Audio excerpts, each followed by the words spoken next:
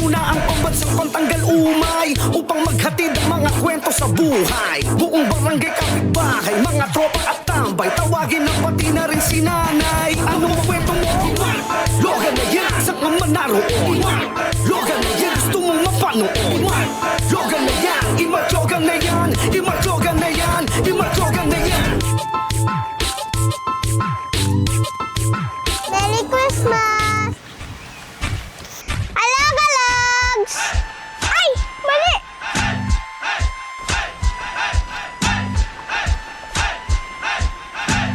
Halog-alogs! Patok ng mga kwentong Noy, pinahatid ay saya for everybody. Ako ang inyong pambansang pantanggal umay, kaka Mark Logan. At ito, ang top 5 mga kwentong Mark Logan.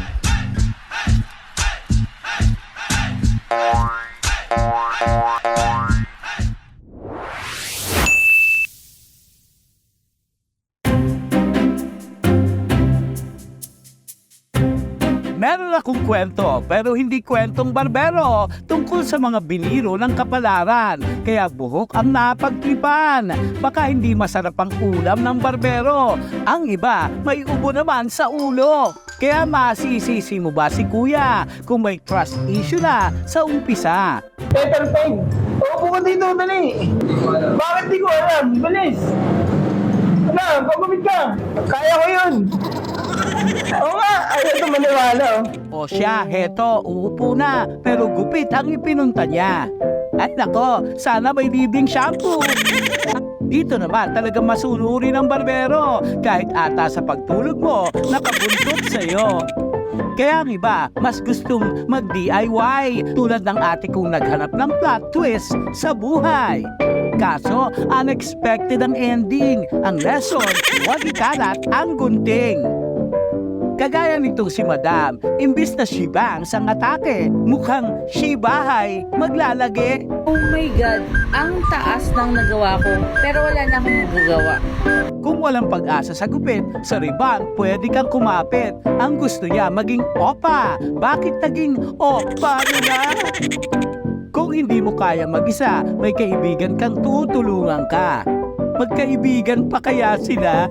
Gets naman, gusto ninyong pumogi pa, pero barbero ang nilapitan ninyo, hindi himala.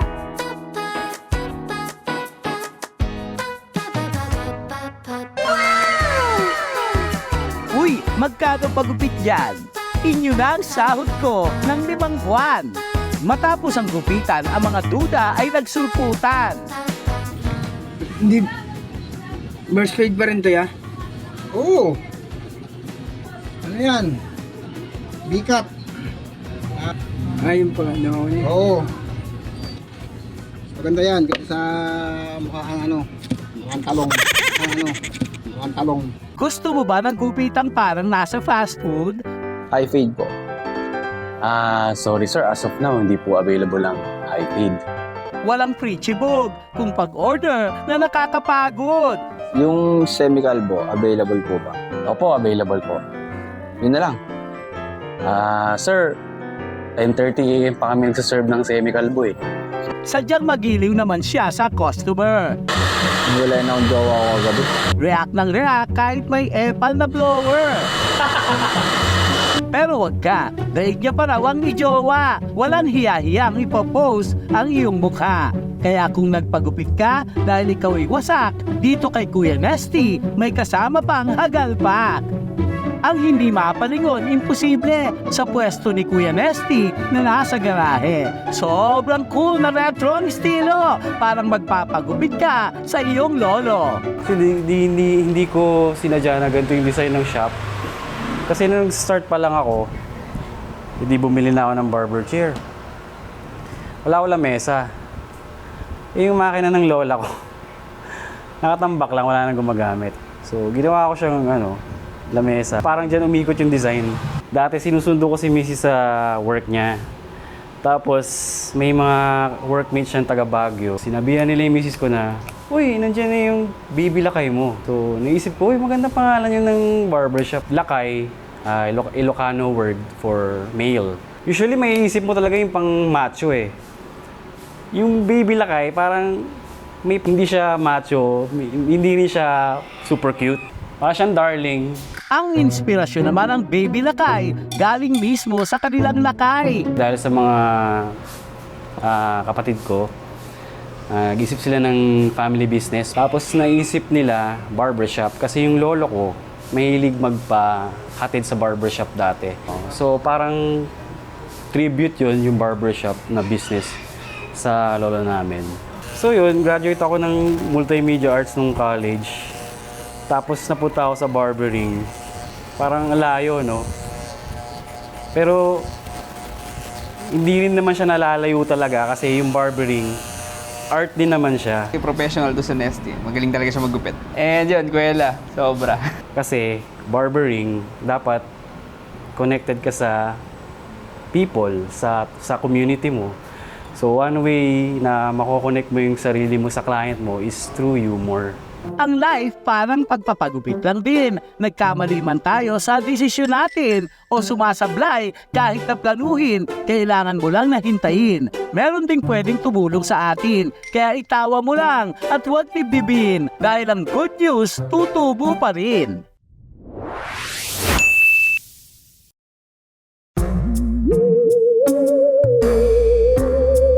Magandang gabi, Kalugan. Huwag mo nang bumili ng suka sa tindahan. Baka ikaw ay biglang habulin. Kalat na kalat sila ngayong Halloween. Hindi lang naman damit ang nagdadala. Pati makeup dapat. Kakatakot na. Kung ano-anong props at pa-effect. Mas effective kapag mas syongget. Mapabungo, zombie o monster. Kayang-kaya yan ng ating mother. Kaya sinugod ko pa dito sa Guagua, Pampanga para sa kanyang mga kakabakabang obra. Talagang nakakasyokot mula sa isip niyang malikot. Ito, face cast ko to. Ito yung mukha ko. Dito ako nagmo-mold ng mga prosthetic. Ito yung tali lang po to na tali lang siya. Yung kulay brown. Tapos ito, nail po to. Yung matulis na nail. Mga peking sugat at dugo at laman loob na nakakangilo. Ito, brain ito na ginawa ko gamit ang liquid latex at saka cotton. Ito yung tissue. Ito. Tapos, pinatuyo ko rin siya 24 hours. Blister naman to. Ito naman ay gawa sa gelatin. Dahil hobby ko nga, gusto ko siya. Bakit hindi natin pagkakitaan, di ba? Hanggang, nagustuhan ko na din na gumawa din ng mga prosthetic. Ang hobby ay naging bread and butter. Pati pagtimpla ng makeup, kanya na ring minaster. Mahirap kasi siya bilhin. Oo. Minsan yung mga product ng pang SFX, sa ibang bansa pa nabibili. Kaya yon, naisipan ko na gumawa ng sariling SFX product ko. Para din sa akin, para din sa mga kapwa makeup artist. Timpla ko siya kung okay ba to, ganun. Bago ko ibenta, ina-apply ko muna sa sarili ko or ginamit ko muna talaga. Kaya bago pa kayo mag-trick or treat, narito si Ate Bonnevie na legit magtuturo ng mga makeup tip para sa mas nakakatakot nating trip. Skin protector. Dito sa eyebrow niya, scar wax. Pwede kang gumawa ng mga simpleng sugat, ganun. Ginagamit ito ng mga nagpo-prosthetic at saka nag-SFX makeup. Para siyang glue ng liquid latex para kumapit talaga. Para matanggal yung oiliness niya.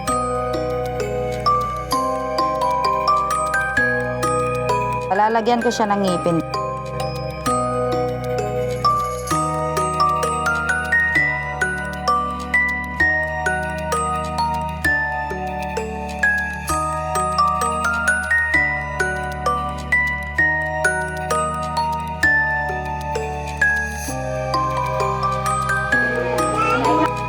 Fake blood.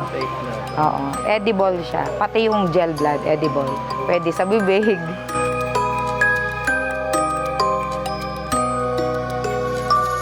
Aba, may patsibog ang ating kabalin.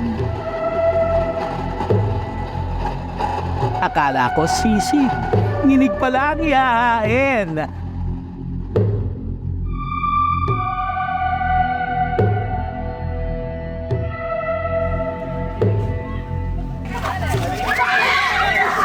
Ang resulta talaga namang ke-horror. Lahat na makakasalubong, sisigaw ng rigor!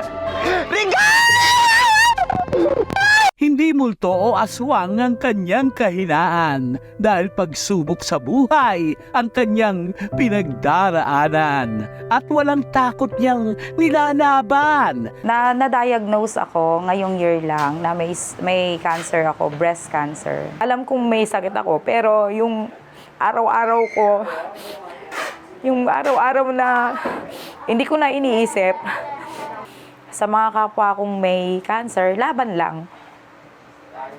Oo, tsaka magpagamot kayo. Huwag kayong matakot mag-chemo.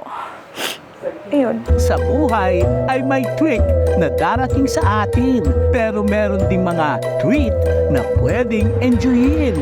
Sa huli, hindi kailangan ng makeup o filter. Puso ang kukumpleto sa isang tunay na fighter. Malamig ang simoy ng hangin, para bang sa ilog ng galing. Pero bago kayo mangaroling, segue muna tayo sa trip na pangmalakasan, ang nakakasyokot na Halloween takyutan.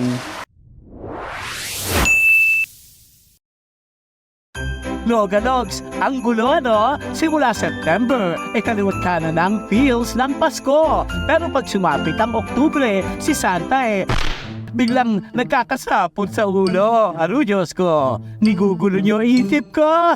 Well, bago ang palitan ng agilado at kainan, samahan muna kaka sa cute at nakakasyokot na kakatakyutan. Dito sa Cash and Carry, Makati ko sila namataan. Eksahirada mga outfitan. Ang kakyutan at takot ay kaliwat kanan. Charan! Ang iba ay Disney princess ang aurahan. Ang iba naman ay F na F ang pagiging alagad ng kasamaan. Wow! Ba't naman nandito si kabatayan? Misis niya ba to o si Ursula? Well, wag nating galitin si Madam at baka lalong mamula. Katulad ditong si Bagets na bet maging itlog na pula. Ang alat ng trip, bigla-biglang bumibira. Ang syala, dahil si Fairy, may chupon break. Ang silaw, ang hinit ng costume, di ko matik. Rawr! Rawr! Sabi naman ang tropa ni Enrile, nyaw naman, from the pusang sosyal mula sa kalye. Grabing beke naman ito, bakit sa buong mukha? Ay, si Sadness ba ito? Smile naman Ay, nakangiti nga. Kahit masakit daw ang ulo. Yaan mo na, iho. Baka madala pa yan sa repolyo. Ang daming Wednesday. Well, ikaw na lang si Thursday at Friday. Asan ba si Saturday? Ay, ewan. Wala na talaga akong masay. Wow, slay! Dahil pati si Bantay palaban. Like this little Chucky na habing mag-ehersisyo sa umagahan. Mag-exercise tayo tuwing umaga, tuwing umaga, tuwing umaga. Ano ba yan? Ba't kabi-kabilang binabida? Well, ito ang pambato ko. Isang malaking kalabasa. Ay, puro agiw. Parang pinaglumaan. Uy, si Gagamboy ka ba? Hindi raw, everyone. Ay, wait. Si Mami naman, ba't kinakahon ang anak? To the left, to the right, ang putol na ulo. Tung si Bagets mukhang siesta pa yata ang gusto. Panalo, dahil pati kami ng manok ko, di nagpahuli.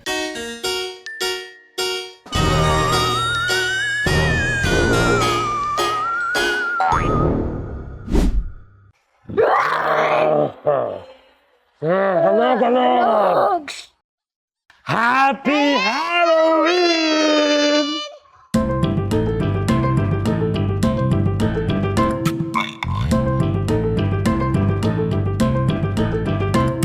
Presenting Chucky Chan at Chucky Ting. O diba? Amazing! Actually, this Halloween trick or treat event started way back pa. We wanted really to offer something for our for the community, and we wanted to offer something for the kids. Lalo na ngayon kasi 'di ba, para meron naman silang ginagawa yung mga kids. So, this is really an event for them. Well, oras na para sa ating Halloween rampa. Takot o candy? Mamili ka! Tipo tayo neto.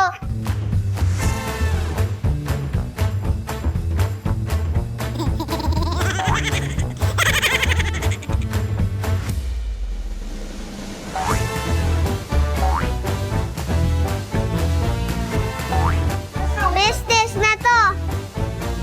Wala bang sinigang? Kasama ba to?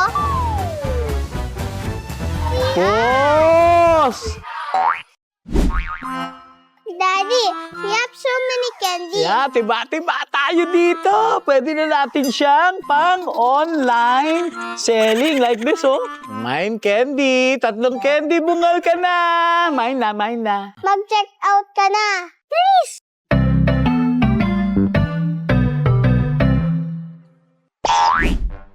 Nakarating kami dito kasi nakita namin sa FB for experience ng bata. Kasi syempre way back nung tayo, 'di ba? Hindi naman uso yung ganito eh. Sumasali po ako lagi dito kasi marami akong nakuha candy. Super nag-enjoy po ako. Ibang saya kapag may bonding kasama ang pamilya. Lalo na kung enjoy ang mga Junakis sa new experience, di ba? O siya, hinay-hinay sa candy. Sa good vibes huwag papalya at celebrate ang oras with your kids and share the saya.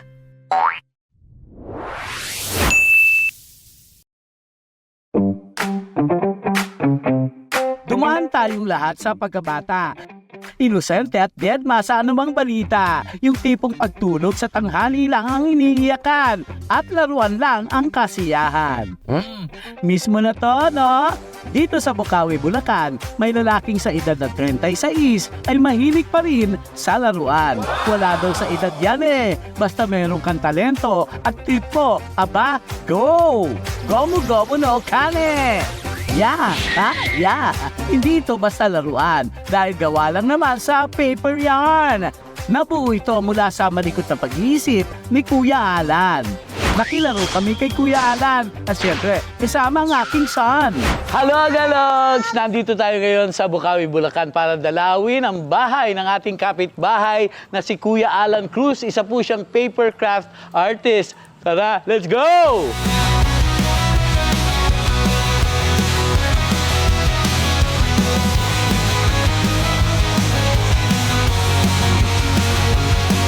Di naman ito pinalampas ni Curry. Luko, pwede na pumalit kay Luffy. I'm gonna be king of the pirates! Kaya't marin kami sa Team Rocket. Mas malakas ang aming trip. Pikachu, Thunderbolt, attack! Pikachu! Sir Alan, paano ka nag-start sa paper crafting? Tama ba yung tawag? Yeah, paper crafting. Nagsimula ako taong 2013. Isang aksidente lang po ito, Sir Mark. Kumbaga, nag-browse ako sa Facebook and then nakita ko siya. Ako po kasi isang tao makalikot. So, nung nakita ko siya, habang nag-browse ako, uy, paper crafting, bago lang. Kumbaga, kayang-kaya ko to. So, mula 2013, nag-start na ako na gumawa nito. Ganun po. Paper crafting, 2013. So, pang ilang 7 plus 4, 11 years. Ay, 11 years ba? Grabe, So, yung mga nagawa mo na nun, ano to? Napakahirap ba ng isang ganito, model para gawin? Gaano katagal? Opo. Usually, may mga 2 to 3 feet, yung mga or inches, kaya po ng 1 oras to hanggang 2 oras lang po. Okay, 2 to 3, ganyan. Opo. Kagaya po na ito po yung nagtatagal siguro mga 2 to 3 days, pero kung continuous po siya. Pero kung butal-butal naman po, mga 1 week kaya po siyang matapos. Kaya Alan, anong unang, kaya yung napipili mong subject para sa iyong paper crafting? Right. Ako po kasi ay isang batang 90s, Sir Mark. Kumbaga, hili ko po manood noon ng anime. Kumbaga, nung natutunan ko si paper craft, ayos, magagawa ko na yung mga gusto kong anime. So, yun po yung pinaka-subject ko, anime. dahil isa po akong certified batang 90s. Yan po. Akala ko batang 50s eh. Iba na yung batang 50s. Opo. Eh. Sabi mo kanina, makalikot ka, di ba? Opo, Pati ba makalikot. ilong, kinakalikot mo? Passion mo ba ito o, well, source of income na rin? Alright. So, bali, nung nag-start po ako sa naging hobby ko po siya. At hindi po siya for commissions or hindi po ako tumatanggap. Hobby po siya. Maganda eh. Opo. Kaya Alan, ano dito sa mga nandito ngayon, sa kwartong ito, ang iyong paborito at bakit? Alright. Tama-tama po, Sir Mark. Ito po yung pinaka-favorite ko na natapos. Kasi chika babe, no? Opo. Pangalawa po dun, parang yung araw po kasi na to ay, kumbaga maganda yung condition ko, nasa mood. Kaya masyadong perfect ko yung kumbaga malinis tingnan. Si Nico Robin po. Galing. Ng isang Nico Robin. Yan po yung pangalan niya. Alright. And then, ito po, si Gear 5 Blue P. Isa din sa paborito ko po yan. Ito talaga eh, no? Talagang opo. iba yung iba yung datingan. Lalo na kung itatanong na rin natin kung gaano mo katagal ginawa ito. Opo. Halos life size na siya. Opo. Ito po yung nagtagal ng 1 buwan. Kumbaga, kapag may time lang po ako sa gabi, yun, nagagawa ko po siya. Pero kung susumahin po, mga 2 weeks tapos po siya. Ano usually yung papel na ginagamit mo dito? Opo. Ang ginagamit ko po dito ay board paper o vellum board. Opo. Ngayon po, makapansin nyo po dito ay ito ay human size. Kung saan, di ba po ang papel, kapag malamig o mainit, nade-deform po siya. So, ang diskarte, nag-a-add po ako ng, baby, so, nag-a-add po ako dito ng styro. Na kung saan, patigas po siya. So, para tumayo po siya, hindi bumagsak, yun po yung diskarte ko. Lagyan natin asin. Ayun, ganun po. Inayaan din kami ni Kuya Alan na ma-experience ang paggawa ng paper craft na laruan. Dito tayo ngayon para gawin kung mahirap ba o madali lang ang ginagawa ni Kuya Alan bilang isang paper craft artist. Kuya Alan, ito na. Gawin na natin to. Ang una munang dapat gawin ay ihanda muna yung mga design na dapat gamitin. Pagkatapos ihanda, kumbaga ito ipiprint na, pagdidikit-dikitin, huhulmahin, saka pagdidikit-dikitin yung mga naikat na ito. Bongga! Enjoy kami ng aking son! Hanep, kapag nga naman nainip, nakakaisip tayo ng ibang trip. Ituloy mo lang ang paper crafting, Kuya Alan. Hindi malabong meron kang kapupuntahan. Ibang level ang iyong talento. Deserve masaksihan ng buong mundo. Imadyogan na yan, imadyogan na yan.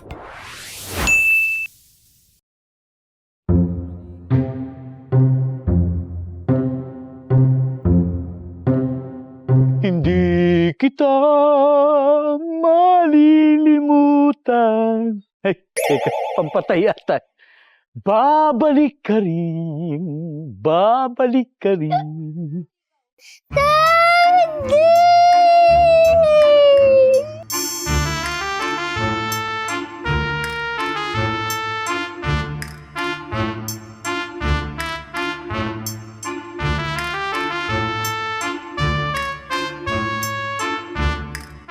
Daddy! Don't leave me! Oh, bibili naman kita ng chocolate. You want lotion? Pero wag mong inumin. Huwag ka mag-alis na, Daddy! Huwag ka mag-alis, Daddy. Ulitin mo.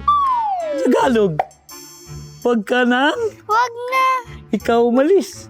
Alis! Okay.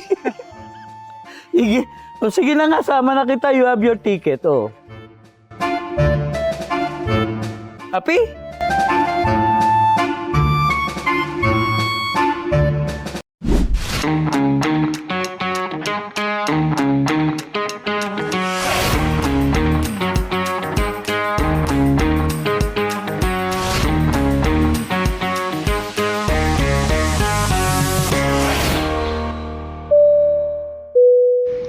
Mabuhay! Welcome to Lafang Airlines. Mga minamahal na Loganogs, makinig bago manginig. Mga bago mag-feeling artista dyan sa tabi ng bintana, pakisuot po muna ang seatbelt bago tuluyang umaura. Dapat mahigpit Dapat mahirang click, di katulad ng jowa mong. Di kayo click pero pabalik-balik. Kung mawawalan po ng oxygen, huwag po magpanik mga be. Kunin ang mask at ilagay sa mukha na parang bibe. Paalala lang, unahin ang sarili bago ang iba. Kasi hindi mo kaya magmahal kung ikaw mismo ay nahihirapang humiga. Kung sakaling magka-emergency sa tubig, huwag mag-alala. Kaya relax lang naman dahil may life vest po sa ilalim ng inyong upuan. Hilahin lang ang string at boom! Lolobo, parang tiyan ng tropa mo na habi lumapang ng kung ano-ano. May mga emergency exits po tayo sa harap, gilid at likod. Huwag iwasan ang exits. Tumakbo na pag napagod. Like yung relasyon na di na carry mag-fly-fly. Kaya go to the nearest exit na and say bye-bye. Maraming salamat po sa pakikinig. Kung di pa rin mag-gets, well, bahala ka dyan. Manginig. Have a safe fly-fly.